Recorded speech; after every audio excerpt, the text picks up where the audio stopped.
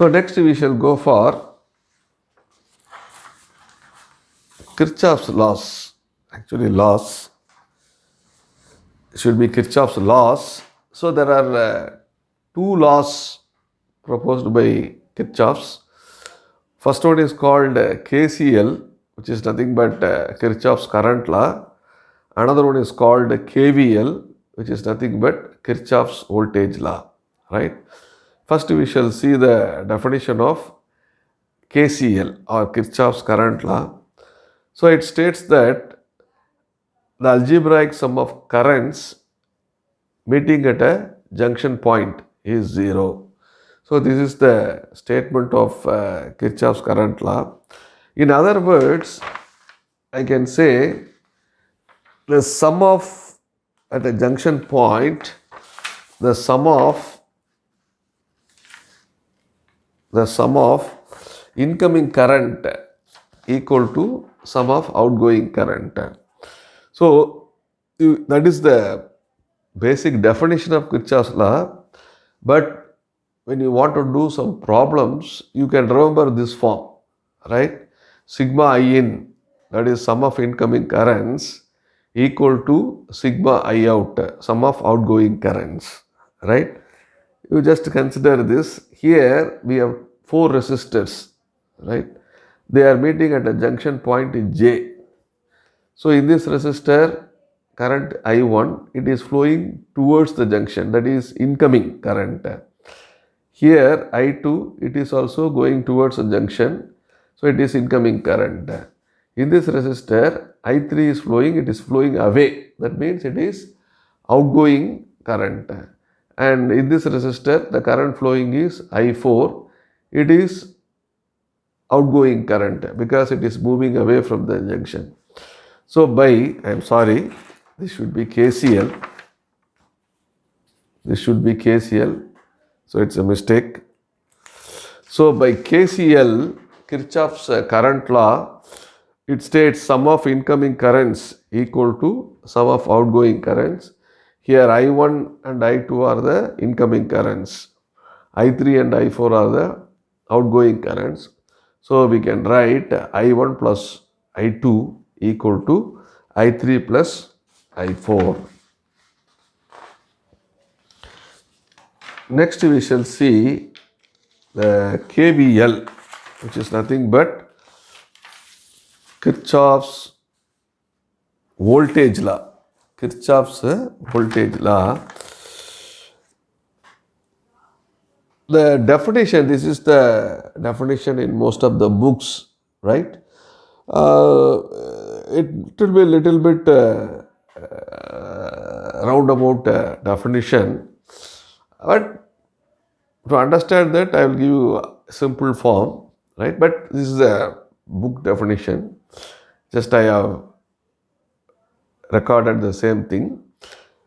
So it says that Kirchhoff's voltage law states that in any closed circuit, the algebraic sum of product of current and resistances and the algebraic sum of EMFs in that path is zero, right? So this is the definition, textbook definition. So you can remember Kirchhoff's voltage law by this.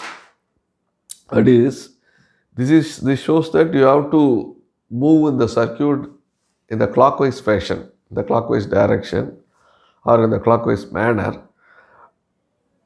So in a closed circuit, the sum of voltage rises or sum of the potential rises equal to sum of the potential drops. In other words, sigma V rises equal to sigma V drop.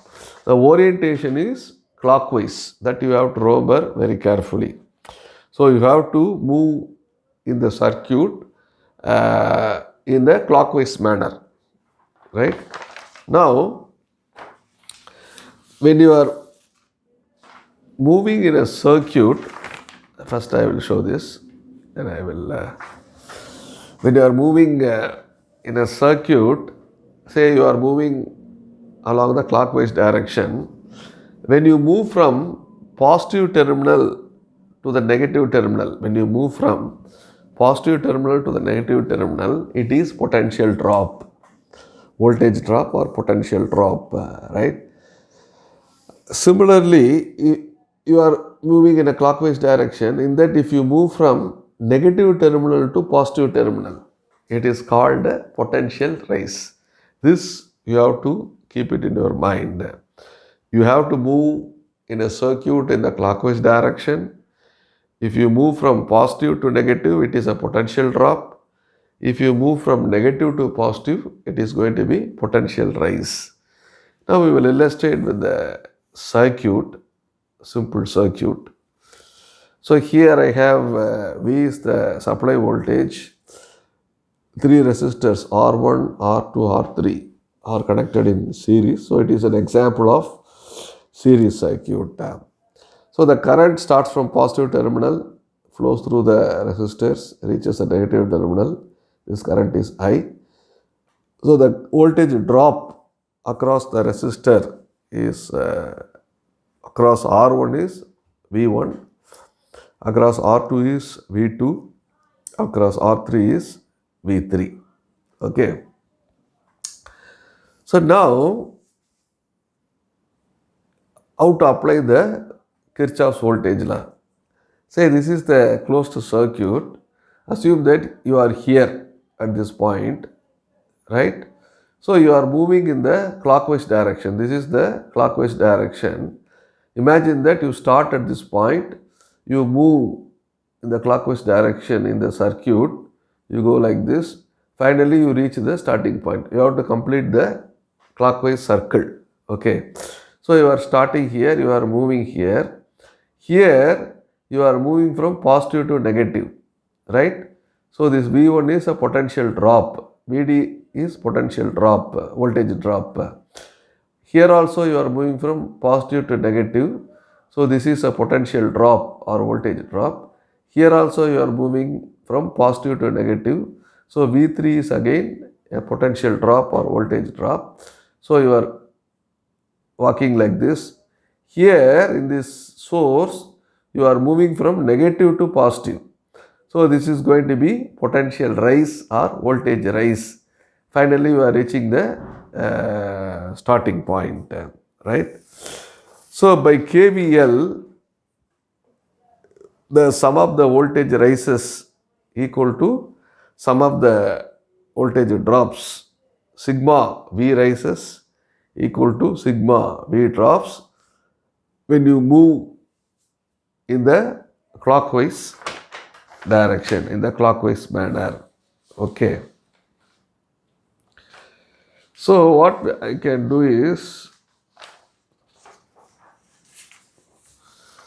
so you apply that KVL concept.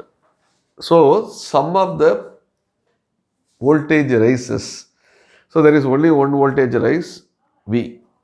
Sum of the voltage drops, we have three voltage drops, V1, V2, V3. So I can write V equal to V1 plus V2 plus V3. And you know very well the voltage drops you can write by Ohm's law.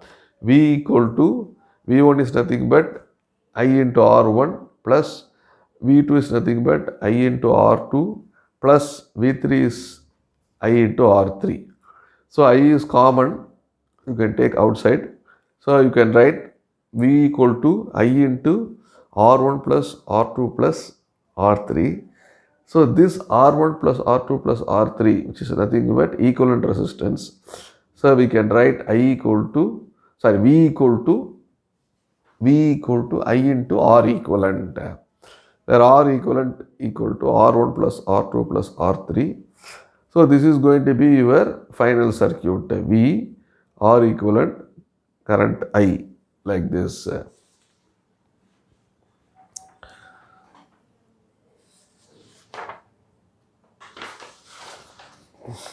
Okay. Right. Next.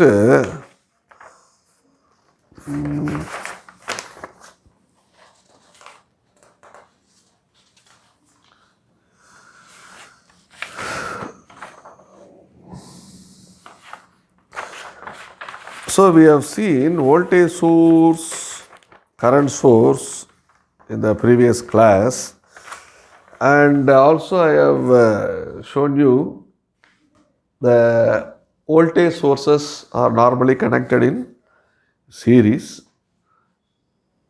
and how to simplify voltage sources. We have seen the series aiding, series supporting, series opposing, using a remote as an example, remote control of a TV as an example. Okay. So likewise, we have normally current sources are connected in parallel. Current sources are normally connected in parallel.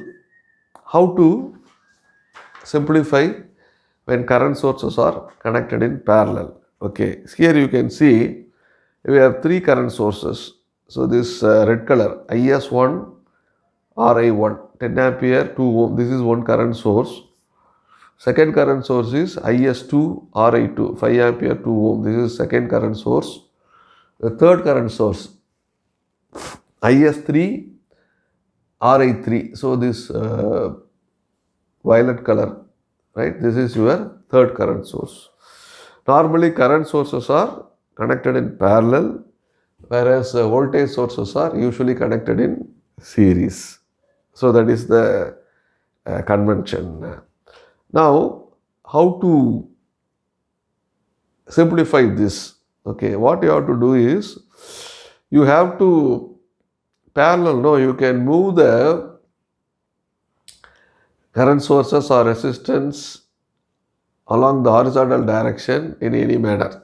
Okay, that means I will group together the current sources, and then I will group together the various resistances. That means I will put this IS1 next to IS2, next to IS3.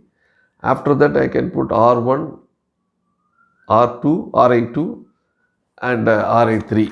Okay, like this. Okay, so this is IS1, IS3, IS2 together, RI1, RI2, RI3.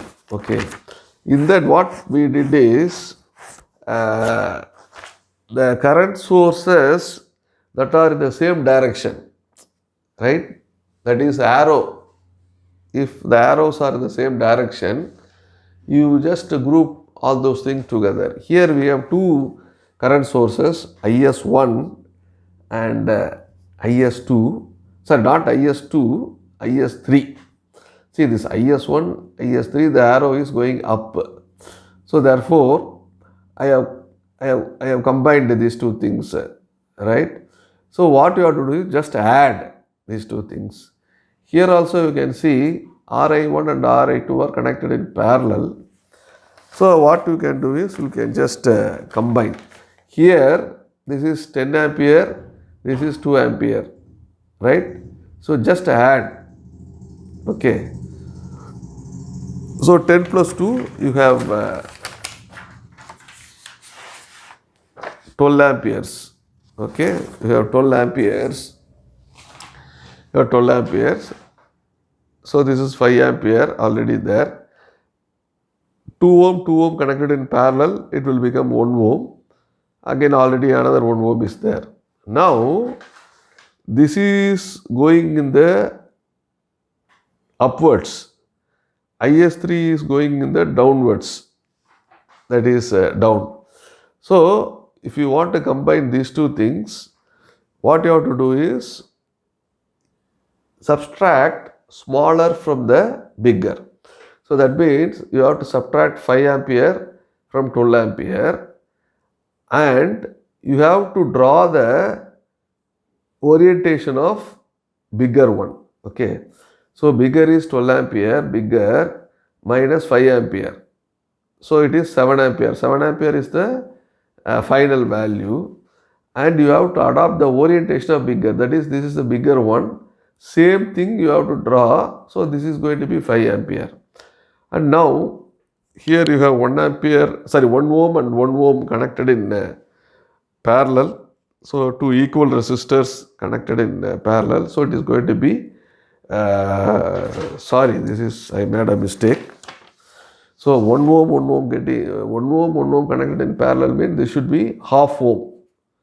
I don't know whether it is clear or not.